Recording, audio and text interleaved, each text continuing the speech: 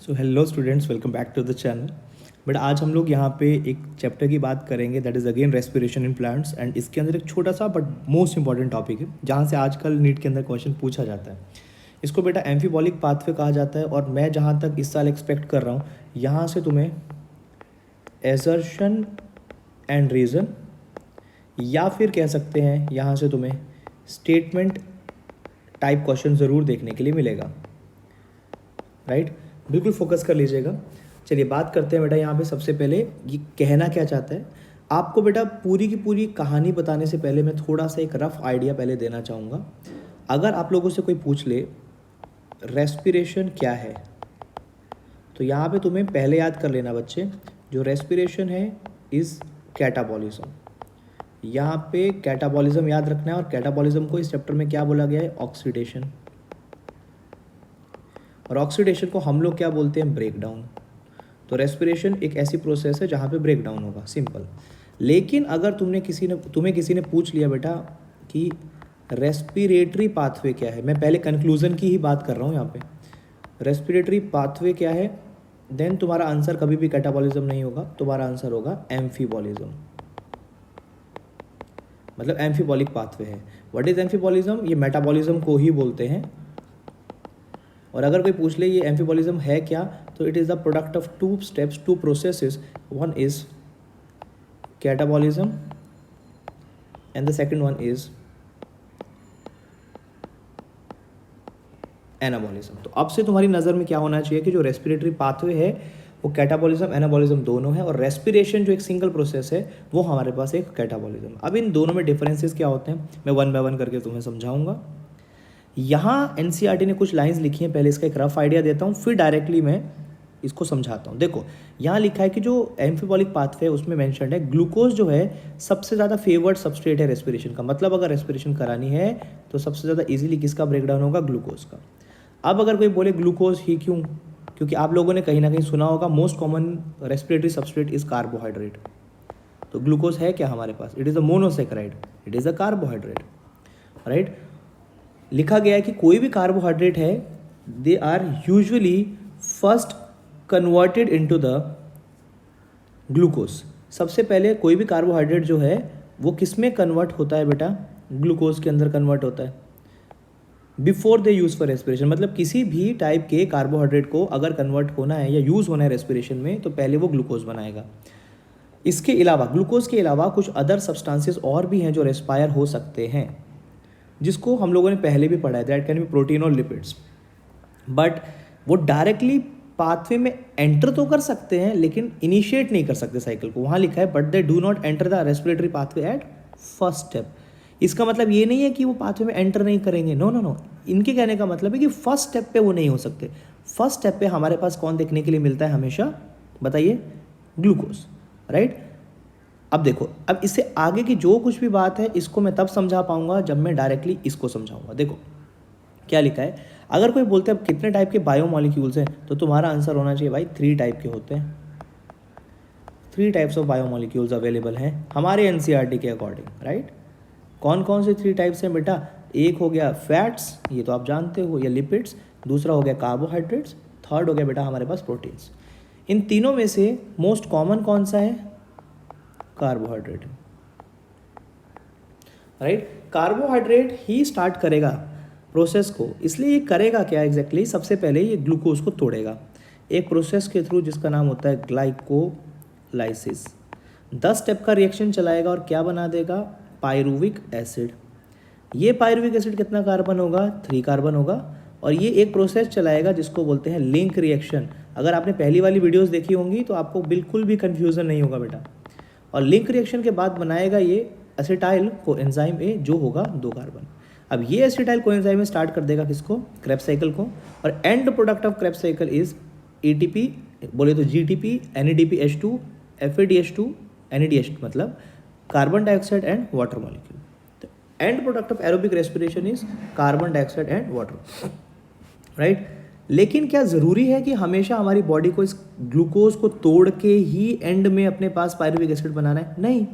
हमारे पास क्या chance available है, हो सकता है कि अपनी बॉडी के अंदर जो प्रोटीन हो या जो प्लांट के अंदर जो प्रोटीन हो वो पहले किस टूटे बेटा, अमीनो एसिड्स में, और यही वाले अमीनो एसिड बाद में किस में कन्वर्ट हो जाए, पायरुविक एसिड में। अगर ये प्रोटीन से अमीनो एसिड बना और अमीनो एसिड से अगर मेरे पास डायरेक्टली पायरुविक एसिड बना, तो भाई इन स्टेप्स की तो ज़रूरत ही नहीं है। सिमिलरली अगर मैं एक फैट की बात करूँ, वन फैट मॉलिक्यूल, कभी बायो मॉलिक्यूल के अंदर आपने सुना होगा one fat molecule is equal to fatty acid plus glycerol. इस ग्लिसरॉल को वहाँ पे बायो मॉलिक्यूल में ट्राई हाइड्रोक्सी प्रोपेन करके लिखा था बेटा, राइट। तो तुम्हें कैसे अब इसको याद कैसे करना है, देखो याद रख लेना है कि फैटी एसिड जो है या जो ग्लिसरॉल है, ये दोनों के दोनों रेस्पिरेटरी पाथवे में जा सकते हैं, बट अलग अलग स्टेप पे। ये जो ग्लिसरॉल होता है बेटा, ठीक है, ये किसके अंदर एंटर कर जाता है या किस में कन्वर्ट हो जाता है, ये धाप के अंदर भी कन्वर्ट हो सकता है और G3P के अंदर भी कन्वर्ट हो सकता है। मतलब ये खुद भी एक 3 कार्बन है, तभी ये 3 कार्बन में कन्वर्ट हुआ, राइट। अगर ये डायरेक्टली फैट वाला पाथवे डायरेक्टली धाप एंड G3P बना दे, तो सोचो, तो ऊपर के 3-4 स्टेप्स की तो ज़रूरत ही नहीं है। सिमिलरली अगर ये fatty acid directly acetyl coenzyme में बना दे with help of process beta oxidation, तो फिर मुझे कार्बोहाइड्रेट पाथवे की ज़रूरत ही नहीं है। बट ये वाले जो प्रोटीन वाला पाथवे है, जो फैट वाला पाथवे है, ये तब एंटर करते हैं जब प्लांट के अंदर या ह्यूमन बॉडी के अंदर ज़्यादातर क्या अवेलेबल ना हो, कार्बोहाइड्रेट अवेलेबल ना हो। मतलब कि समझो, कार्बोहाइड्रेट जो पाथवे है उसने नॉर्मल चलाना है और लास्ट में क्रेब्स साइकिल चला देनी है।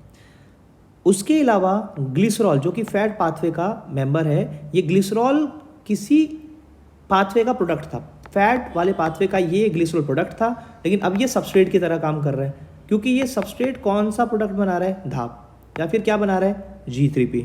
वैसे ही फैटी एसिड एक पाथवे का, किसका, फैट वाले पाथवे का क्या था, प्रोडक्ट, लेकिन अब ये किसकी तरह बिहेव करेगा, सबस्ट्रेट।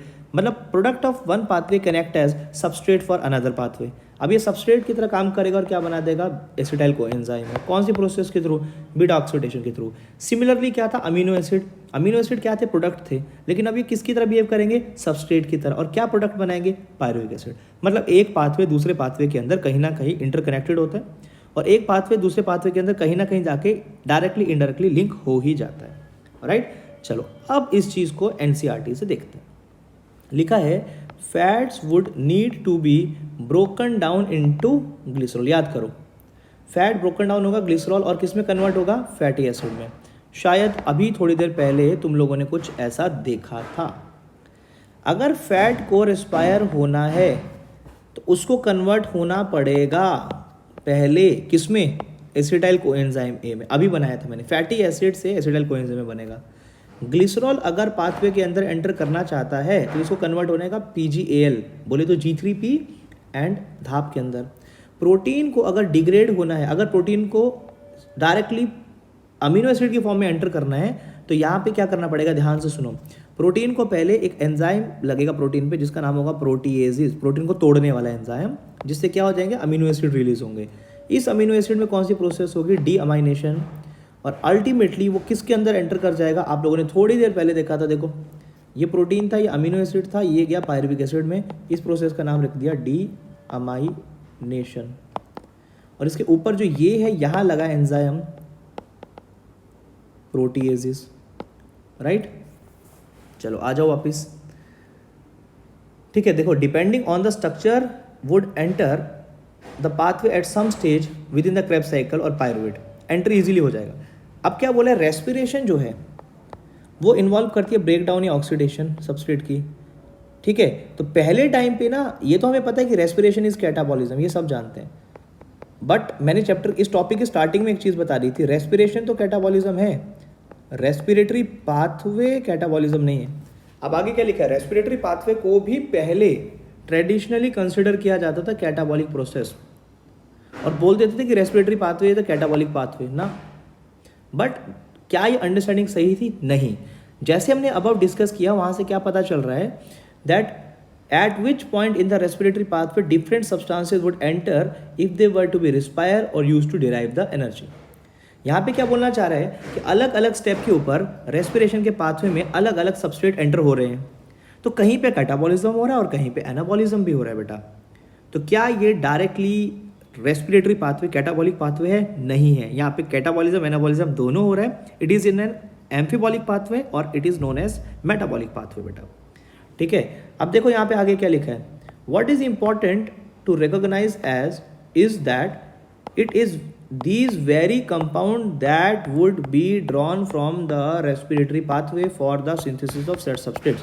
ये इंपॉर्टेंट है, ये जानना ज़रूरी है कि कौन सा वाला प्रोडक्ट किसी और पाथवे का किसी भी पाथवे के अंदर एंटर कर सकता है, और वहाँ पे कहीं पे हो सकता है कोई चीज़ प्रोडक्ट है वो दूसरी जगह सबस्ट्रेट की तरह काम कर सकती है, कहीं पे हो सकता है कोई चीज़ सबस्ट्रेट है वो दूसरी जगह प्रोडक्ट की तरह काम कर सकती है। फैटी एसिड को ब्रोकन डाउन होगा, किस में ब्रोकन डाउन होगा? एसिडाइल कोएंजाइम में। ठीक है, जब फैटी एसिड एसिडाइल कोएंजाइम में एंटर हो गया, बन गया, तो फिर ये एसिडाइल कोएंजाइम में कहाँ जाएगा? रेस्पिरेटरी पाथवे में। हो सकता है एसिडाइल कोएंजाइम ए प्रोडक्ट था फैटी एसिड पाथवे का, लेकिन अगर मैं ग्लाइकोलिटिक पाथवे की बात करूं या फिर मैं बोलूं एरोबिक रेस्पिरेशन के लिए, तो एसिडाइल कोएंजाइम ए एक प्रोडक्ट नहीं, अब एक सबस्ट्रेट की तरह काम करेगा और क्रेब्स साइकिल चलाएगा। ठीक है, but when the organism need to synthesise fatty acid, acetyl coenzyme A would be withdrawn from the respiratory pathway. देखो दोनों तरफ को प्रोसेस चल रही है। अगर फैटी एसिड बॉडी के अंदर ज़्यादा है, प्लांट के अंदर ज़्यादा है, तो वो क्या करेगा? एसिटाइल कोएंजाइम में कन्वर्ट होगा और रेस्पिरेटरी पाथवे में एंटर कर जाएगा। लेकिन अगर बॉडी को या प्लांट बॉडी को फैटी एसिड की ज़रूरत है तो उल्टा हो जाएगा। यही वाला जो एसिटाइल कोएंजाइम ए था जो अभी किस में जा रहा था? रेस्पिरेटरी पाथवे में, वो वापस निकल जाएगा रेस्पिरेटरी पाथवे से और दोबारा से क्या बना देगा? Fatty acid. Hence the respiratory pathway comes into the picture both during breakdown and synthesis। breakdown भी हो सकता है, synthesis भी हो सकता है, तो we can say catabolism भी हो सकता है, anabolism भी हो सकता है।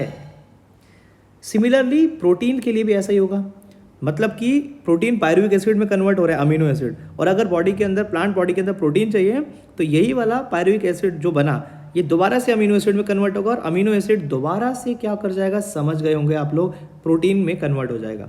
Similarly during the breakdown and synthesis of protein 2 respiratory intermediate form the link. Breakdown या breaking down processes with in the living organism is catabolism. सब जानते हैं ब्रेकडाउन कैटाबॉलिज्म है और किसी चीज़ का बनना एनाबॉलिज्म है, बट इस पूरे के पूरे पाथवे के अंदर कैटाबॉलिज्म भी है, एनाबॉलिज्म भी है। इसलिए बेटर है कि रेस्पिरेशन को तो कैटाबॉलिज्म बोलो, बट रेस्पिरेटरी पाथवे को तुम लोग कैटाबॉलिज्म नहीं बोल सकते। रेस्पिरेटरी पाथवे को तुम क्या बोलोगे? एम्फीबॉलिज्म या एम्फीबॉलिक पाथवे। होपफुली बेटा मैंने इसको ट्राई किया बिल्कुल सिंप्लीफाइड करके आपको समझाने का। Still, if you find any kind of doubt beta, then you can do ask me anytime in the comment section. Thank you so much and good day.